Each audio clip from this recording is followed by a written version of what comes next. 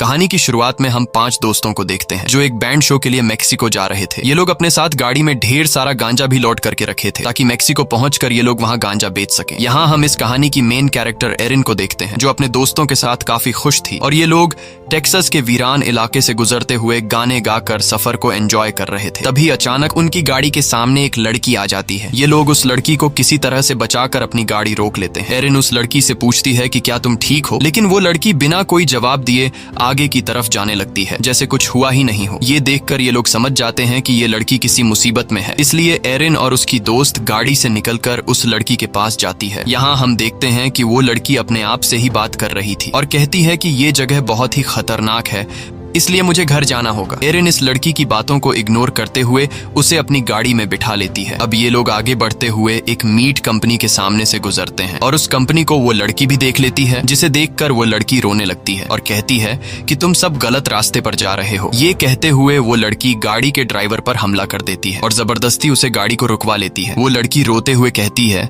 कि वो बहुत ही बुरा इंसान है, उसने सभी को मार डाला और वो आदमी तुम्हें भी नहीं छोड़ेगा, तुम सभी के सभी यहाँ पर मरने वाले हो। ये कहते हुए वो अपने मुंह में गन को रखकर खुद को शूट कर लेती है। यह देखकर गाड़ी में मौजूद सभी लोग काफी डर जाते हैं और तुरंत गाड़ी से बाहर निकल आते हैं। अब उन्हें कुछ भी समझ नहीं आ रहा था कि इस डेड बॉडी का क्या किया जाए। ये लोग पुलिस को भी इस डेड बॉडी की इंफॉर्मेशन नहीं दे सकते थे क्योंकि उनकी गाड़ी में ढेर सारा गांजा रखा गया था और अगर पुलिस को वो गांजा मिल जाता तो पुलिस इन्हें अरेस्ट कर लेती। अब काफी टाइम सोचने के बाद ये लोग फैसला कर लेते हैं कि हम इस डेड बॉडी के बारे में पुलिस को इंफॉर्मेशन देंगे। इसके बाद कैंपर नाम का एक लड़का गाड़ी में रखा गया सारा गांजा एक जगह में छुपा लेता है और ये लोग डेड बॉडी को लेकर पुलिस स्टेशन की तरफ जाने लगते हैं। लेकिन उन्हें क्या पता था कि उस लड़की की डेड बॉडी को पुलिस के पास ले जाने का फैसला इनकी लाइफ की सबसे बड़ी गलती साबित होने वाली थी। कुछ दूर आगे आने के बाद जब उन्हें पुलिस स्टेशन नहीं मिलता तब ये लोग एक फूड स्टोर के पास अपनी गाड़ी रोकते हैं और अंदर जाकर ये लोग स्टोर की ओनर को सारी बात बता देते हैं। इनकी पूरी बात सुनने के बाद वह लेडी पुलिस स्टेशन को कॉल करती है और एक ऑफिसर से उसकी बात हो जाती है, जिसके बाद वह लेडी कॉल काट कर इन लोगों से कहती है कि तुम्हें डेड बॉडी को लेकर पास की एक फैक्ट्री में जाना होगा जहां तुम्हें पुलिस ऑफिसर मिल जाएगा। ये सुनकर इन्हें काफी अजीब लगता है कि पुलिस यहाँ खुद क्यों नहीं आ रही, लेकिन अब इनके पास कोई और रास्ता भी तो नहीं था, इसलिए ये लोग गाड़ी स्टार्ट करके जंगल के रास्ते से होते हुए उस पुरानी फैक्ट्री तक पहुंच जाते हैं। लेकिन उन्हें वहाँ कोई भी पुलिस ऑफिसर नहीं मिलता और हैरानी की बात तो ये थी कि वह फैक्ट्री बिल्कुल भी खाली थी। अब यहाँ किसी को भी समझ नहीं आ रहा होता कि इन्हें क्या करना चाहिए। तब मॉर्गन कहता है कि हमें बिना पुलिस को बताए इस डेड बॉडी को यहीं पर छोड़कर जाना चाहिए। ये सुनकर सभी को मॉर्गन की बात बिल्कुल ठीक लगती है, लेकिन एरिन ऐसा करने से साफ साफ इनकार कर देती है। वह कहती है कि इस लड़की की भी फैमिली होगी और वह उसका इंतजार कर रहे होंगे, इसलिए हमें इस डेड बॉडी को यहीं पर फेंक कर नहीं जाना चाहिए। अब एरिन की बात को मानते हुए सभी वहीं पर उस पुलिस ऑफिसर्स का वेट करने लगते हैं, पर तभी उन्हें पीछे फैक्ट्री में कोई भागता हुआ नजर आता है। अंदर जाने पर इन्हें वहाँ पर एक छोटा लड़का मिलता है। वह बच्चा इन्हें बताने लगता है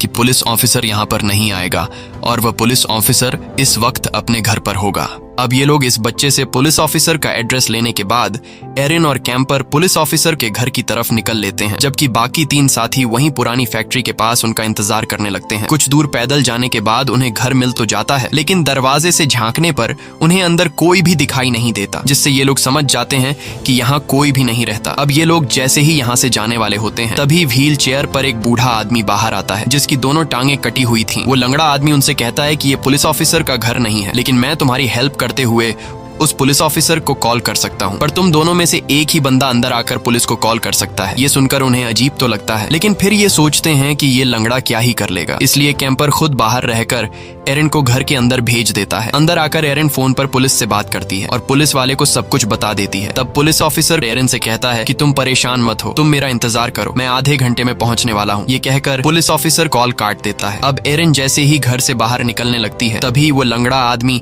एरिन को अपनी हेल्प के लिए बुलाता है। एरिन देखती है कि वो लंगड़ा आदमी वॉशरूम में गिर गया है, इसलिए एरिन उस लंगड़े आदमी की हेल्प करती है। दरअसल वो लंगड़ा आदमी फिजूल में एरिन का टाइम वेस्ट कर रहा था और जब एरिन उस लंगड़े आदमी की हेल्प कर रही होती है तभी हम देखते हैं कि एरिन के पीछे से एक आदमी गुजरता है। ये देखकर हमें पता चलता है कि इस घर में ये लंगड़ा आदमी अकेला नहीं रहता, बल्कि इसके साथ और कोई भी रहता है। वहीं बाहर कैंपर एरिन का इंतजार कर रहा होता है और एरिन को अंदर गए हुए काफी देर हो चुकी थी। कैंपर परेशान होने लगता है कि कहीं उस लंगड़े आदमी ने एरिन को कुछ कर न दिया हो, इसीलिए वह भी घर के अंदर आ जाता है और एरिन को ढूंढने लगता है। जब वह एक कमरे का दरवाजा खोलकर अंदर देखता है, तभी पीछे से एक लंबा चौड़ा आदमी एक हथौड़े से कैंपर के सिर पर जोर से वार करता है, जिससे कैंपर की वहीं पर मौत हो जाती है और वह आदमी कैंपर की बॉडी को घसीटते हुए एक कमरे में लेकर जाता है। वहीं एरिन जब घर से बाहर आती है तो वह देखती है कि कैंपर यहाँ नहीं है। एरिन को लगा कि शायद कैंपर वापस उस पुरानी फैक्ट्री में अपने दोस्तों के पास चला गया है, इसीलिए वह भी फैक्ट्री की तरफ जाने लगती है। लेकिन फैक्ट्री के पास पहुंचकर वह देखती है कि कैंपर जो उसके साथ गया था वह तो यहाँ पर भी नहीं है। अब एरिन को कैंपर की फिक्र होने लगती है। इसके बाद सभी फ्रेंड्स उसे ढूंढने लगते हैं और ये लोग एक ऐसी जगह पर पहुंच जाते हैं जहाँ पर ढेर सारी लावारिस गाड़ियां खड़ी थीं, लेकिन इन्हें कैंपर यहाँ भी नहीं मिलता। अब ये लोग समझ जाते हैं कि कैंपर उसी घर के आसपास है, इसीलिए ये सभी फिर से उस घर के पास जाते हैं। एरिन देखती है कि वह बूढ़ा आदमी घर के बाहर ही बैठा हुआ है। अब यहाँ एरिन उस बूढ़े आदमी का बातों में उसका ध्यान भटकाती है और मौका मिलते ही एरिन का दोस्त एंडी घर के अंदर चला जाता है। अंदर आकर वह अपने दोस्त को ढूंढने लगता है, लेकिन अंदर उसे कैंपर कहीं पर भी नहीं मिलता। और जब वह किचन में आता है तो वह देखता है कि यहाँ हर तरफ स्किन के टुकड़े लटके हुए हैं। यह देखकर एंडी बहुत ज्यादा घबरा जाता है। अब यहाँ घर की ओर जांच पड़ताल करते हुए एंडी गलती से एक बॉक्स नीचे गिरा देता है, जिसकी आवाज सुनकर एरिन दौड़ते हुए घर के अंदर आ जाती है और वह लंगड़ा आदमी भी एरिन के पीछे अंदर आ जाता है। वह लंगड़ा आदमी जब एरिन के साथ एंडी को देखता है तो उसे काफी गुस्सा आ जाता है। वह समझ जाता है कि एरिन ने मुझे बातों में उलझाकर अपने दोस्त को चुपके से घर के अंदर भेजा। वह लंगड़ा आदमी अपने डंडे को फ्लोर पर मारते हुए कहता है, come on boy bring it. ये सुनते ही लेदर फेस एक चेनसॉ लेकर वहाँ पर आ जाता है, जिसे देखकर ये दोनों वहाँ से भागने लगते हैं। अब यहाँ एरिन तो किसी तरह करके बचकर भागने में कामयाब हो जाती है, लेकिन लेदर फेस एंडी को पकड़ लेता है और वो एंडी का एक पैर काट लेता है। इसके बाद लेदर फेस एंडी को उठाकर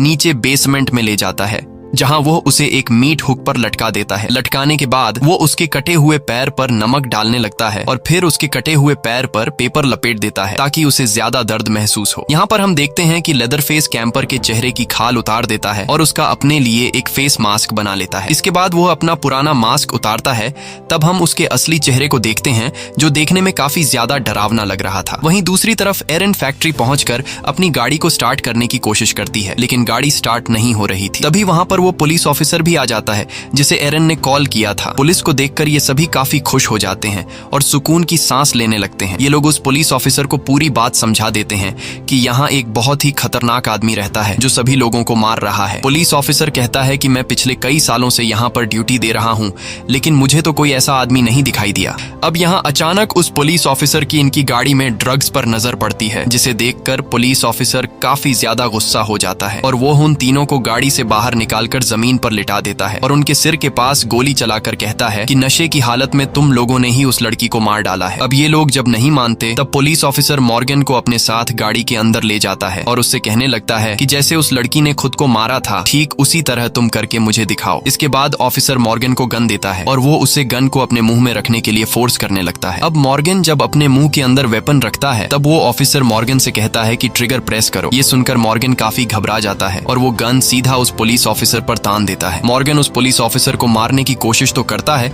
लेकिन बदकिस्मती से उस गन में बुलेट्स नहीं होती, क्योंकि पुलिस ऑफिसर पहले ही उस वेपन से बुलेट्स निकाल चुका होता है। यहाँ उस पुलिस ऑफिसर को मॉर्गन पर काफी गुस्सा आ जाता है और अब एक पुलिस ऑफिसर पर गोली चलाने के जुर्म में वो मॉर्गन को पकड़कर अपने साथ गाड़ी में पुलिस स्टेशन की तरफ ले जाने लगता है। काफी दूर आ जाने के बाद हम देखते हैं कि वो पुलिस ऑफिसर मॉर्गन को पुलिस स्टेशन ले जाने के बजाय लेदर फेस के घर पर ले आता है, जिससे हमें पता चलता है कि ये पुलिस ऑफिसर भी लेदर फेस से मिला हुआ है। यहाँ पर एरिन अपनी गाड़ी को स्टार्ट कर लेती है, लेकिन जब वो उसे ड्राइव करने लगती है तो उस गाड़ी के टायर्स निकल जाते हैं, यानी कि इन्हें फंसाने के लिए किसी ने उनकी गाड़ी के नट बोल्ट्स पहले से ही निकाल दिए थे। अब इससे पहले कि ये दोनों लड़कियां कुछ समझ पाती, तभी लेदर फेस वहां पर अपना चेनसॉ लेकर आ जाता है और वो उनकी गाड़ी पर हमला कर देता है। अब यहाँ एरिन की फ्रेंड खुद को बचाने के लिए गाड़ी से निकलकर भागने लगती है, तब लेदर फेस भी उसका पीछा करने लग जाता है। एरिन की फ्रेंड अपने आप को बचाने की काफी कोशिश करती है, लेकिन लेदर फेस उसे अपने चेन सॉ से काट डालता है। एरन गाड़ी में बैठी हुई अपनी आंखों के सामने ये सब कुछ देख रही होती है। तभी एरन देखती है कि लेदर फेस ने उसके फ्रेंड कैंपर का चेहरा पहना हुआ है। ये देखकर एरन काफी ज्यादा घबरा जाती है और एरन अब जंगल की तरफ भागने लगती है। तब लेदर फेस भी उसका पीछा करने लग जाता है। एरन भागते भागते एक कैंप वैन के अंदर पहुंच जाती है। इस वैन के अंदर 2 औरतें थीं। एरन उन दोनों को लेदर फेस के बारे में बताती है और कहती है कि वो आदमी बहुत ही खतरनाक है, वो हम सभी को मार देगा। लेकिन यहाँ हम देखते हैं कि वो 2 औरतें डरने के बजाय हंसने लगती हैं और वो यंग लेडी कहती है कि लेदर फेस एक अच्छा इंसान है, वो किसी को भी नुकसान नहीं पहुंचा